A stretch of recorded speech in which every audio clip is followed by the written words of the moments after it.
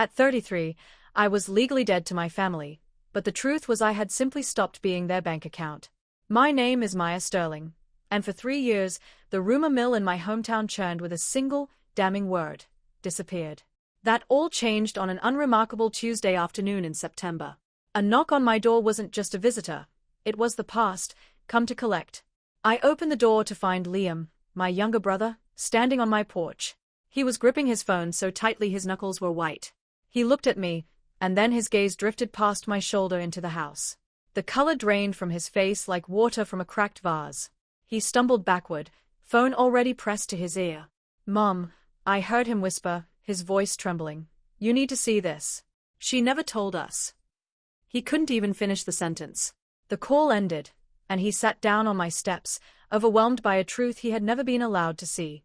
There's a small, unassuming house in the mountains of western North Carolina with a front door painted the color of a clear morning sky. I painted it myself when I moved in, 3 coats with a cheap brush in the perfect afternoon light. The final brushstroke was the moment I stopped apologizing for my life. Inside that house lives a 4-year-old named Alara, who believes that pancakes are a major food group. I work 12-hour shifts in the neonatal intensive care unit downtown, sometimes stretching to 16. I can tell you the exact dosage and schedule for a dozen tiny patients without looking at a chart. Most days, I forget to eat lunch. I've sat with families as they said goodbye to their newborns. My own family taught me how to grieve in silence. For 3 years, no one from my hometown in Maryland had crossed the threshold of that blue door. That was a conscious choice on my part, not an accident. It also wasn't the story my family told. The word they used was disappeared. The thing about that word is that it's passive. Keys disappear. Socks disappear. It's a convenient word that erases the person who did the erasing. What really happened is that I stopped sending money home, and my family suddenly found it impossible to see me. The money is where this story starts, but it is far from where it ends. It began with an empty envelope at my college graduation dinner 10 years ago. It was the spring I turned 23 and became the first Sterling to graduate from college. I earned my nursing degree with a mountain of student loans and a decade of double shifts at a diner. My mother, Evelyn, threw a party at the house back home. Pot roast, a folding table pushed up against the dining table, and a sheet cake with my name on it, spelled correctly. She propped my diploma against the gravy boat like a guest of honor. For a few hours, I was the pride of that kitchen, and I would have done anything to stay in that light. After the plates were cleared, she slid a cream-colored envelope across the table. My name was written on the front in her neat, perfect handwriting. I thought it was a card. It was empty. "For the house," she said, patting my hand warmly. "You're the one who made it out." She said it like it was a simple family recipe, a tradition passed down. Around the table, no one batted an eye. I filled that envelope from my first real paycheck and mailed it back. The next month, a fresh envelope arrived at my apartment. The 3rd month, another one. No one ever asked out loud again. The asking had been done once, at a celebration, in front of witnesses, dressed up as parental pride. That envelope was never intended to be filled once.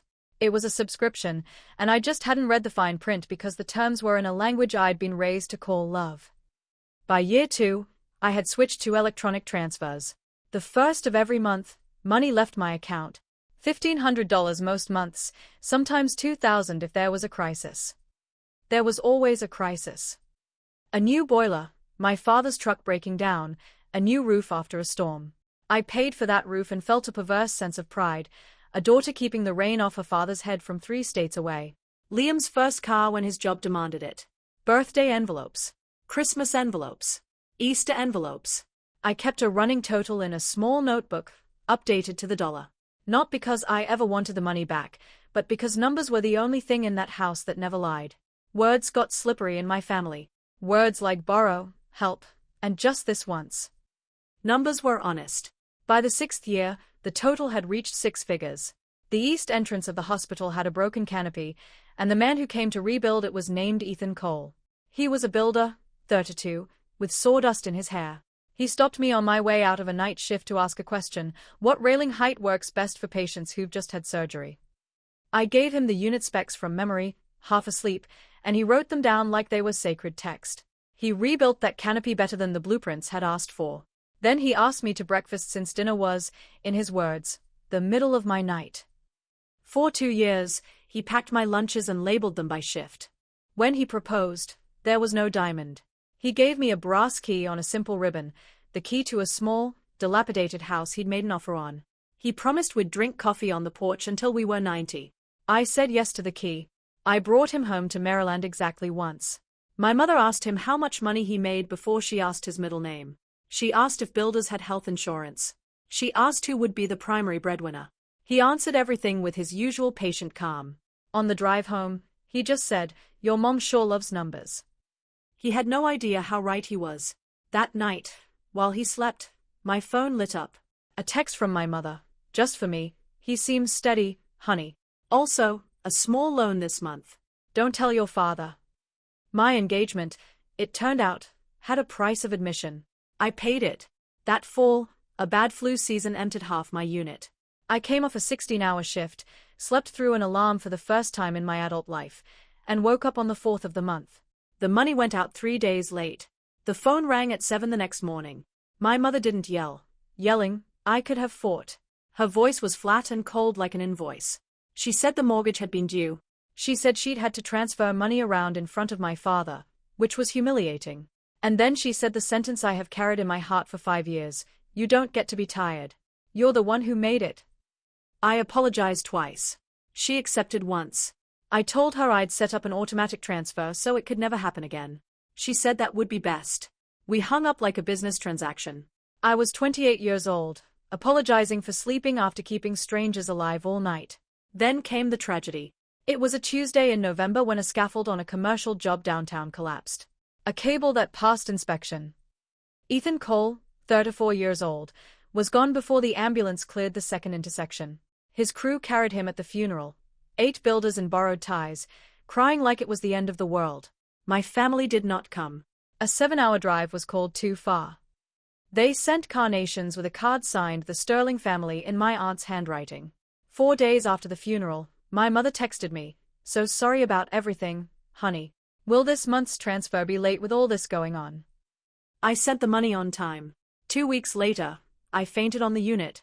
In a fluorescent bathroom, 2 pink lines came up like a sunrise I had no idea what to do with. The ultrasound text math said I was 14 weeks along. I was 5 months away from becoming someone's mother. I just didn't know I was also about to become no one's daughter. I called my mother and led with the boundary. "Mom, I have to stop sending money." The line detonated. She screamed about being ungrateful. "So, this is who you are now? Your father's heart condition? Who do you think paid for your ambition?" Then the dial tone. I called back twice. Voicemail. Voicemail. My blood pressure became a serious concern. The specialist used the words preterm risk and told me to cut my stress or spend the pregnancy in bed. I called my father. I could hear his garage radio in the background. I said, "Dad, please. Something's happened." And Robert Sterling, who once drove 4 hours to see me in a school play, said quietly, "Don't upset your mother." Not, "What happened?" Not, "Are you okay?" Every road into that family ran through my mother, and she had closed the road. I set the phone down on the counter, face down, and I did not pick it back up. They could have asked one question, just one. They never did.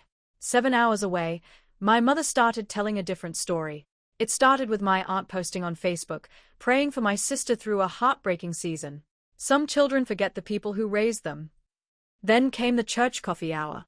Someone asked where I had gotten to. My mother looked down at her shoes. She let the silence sit there, heavy and sour, and then she said, "We don't really know anymore," and dabbed her eyes with a tissue. Every word of that sentence is technically true. She didn't know because she'd hung up before knowing was possible.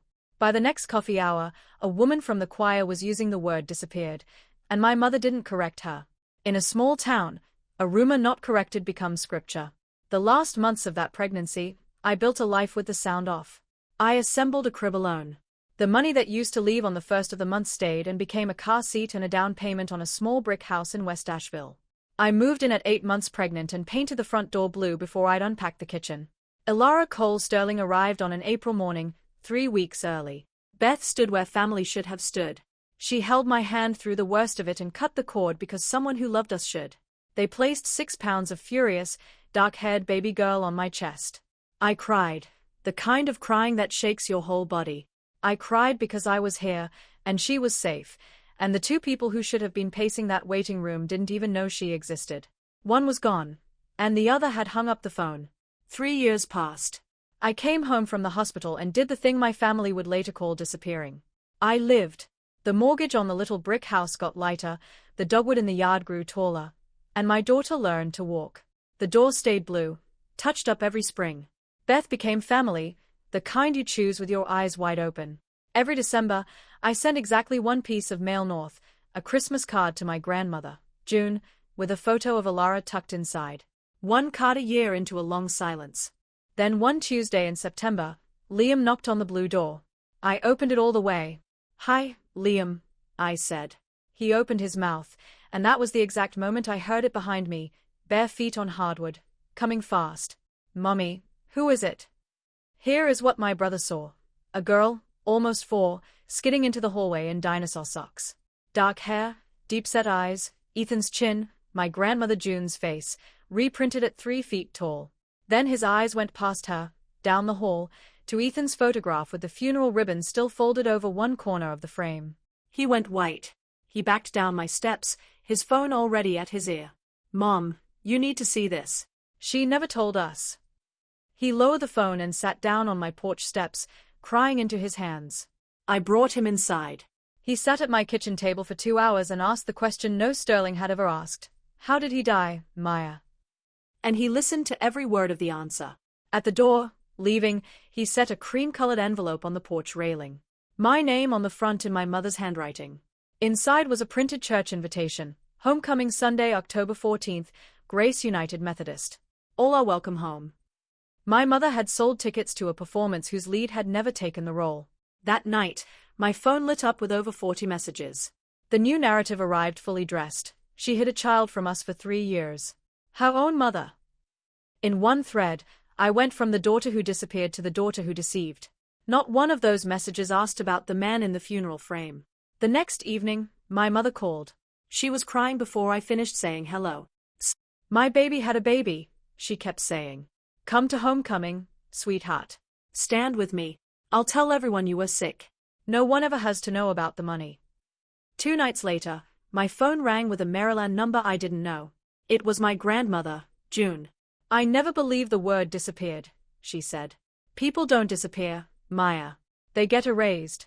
And I have sat at that woman's table for 40 years watching who holds the eraser." I decided to go to church. Grace United held about 200 people. We came in during the second hymn. Half the sanctuary turned. My mother wore lavender and a microphone. After the offering, she took the pulpit. "My lost lamb," she said, "has come home." Then she extended her hand. "Maya, baby, come up here and give thanks with me." I stood up. I did not take the microphone. I stood at the front, hands empty at my sides. "I didn't disappear," I said. "I stopped paying for my family for 6 years. Those were the same thing." You could hear a pin drop. Over $100,000. That's not a figure of speech. The year I disappeared, I buried the man I loved and delivered our daughter alone. Nobody asked. Then I turned to my mother. "I was allowed to be tired, Mom. Just never here." The handkerchief came down. "How dare you," she said. She was shaking. I wasn't. I stepped back to our pew, took my daughter's hand, and led her to the front pew. "Ilara," I said, "this is your great-grandmother, June. She's the reason I still believe in family." Then I picked up my daughter, nodded to Liam, and walked down the center aisle for the last time in my life. My mother stepped away from the pulpit as I came level with her. She said quietly, "Everything I did for this family." I stopped. I looked at her, one arm full of the granddaughter she'd traded for a story, and I said it just as quietly. "Being needed is not the same as being loved, Mom. I hope one day someone loves you for free." The ushers pushed open the doors. Autumn rushed in. Ilara squinted up at me. "Is church over?" she asked. "Ours is," I said, and we walked out into the sun. 6 weeks later, my grandmother sat on my porch in Asheville. She had the sewing box on her lap, teaching Ilara to thread a needle. My mother's letter had come the Tuesday before, 3 pages about a season of trials. The word sorry appeared 0 times. My father sent a card with 1 line in pencil. "I'm sorry I looked away." Yesterday, Ilara and I put a fresh touch-up coat on the blue door. her with her own small brush, paint on her nose, on the dogwood, on the cat. If you have to pay to stay in someone's story, walk out and write your own. The people who love you will read every page for free.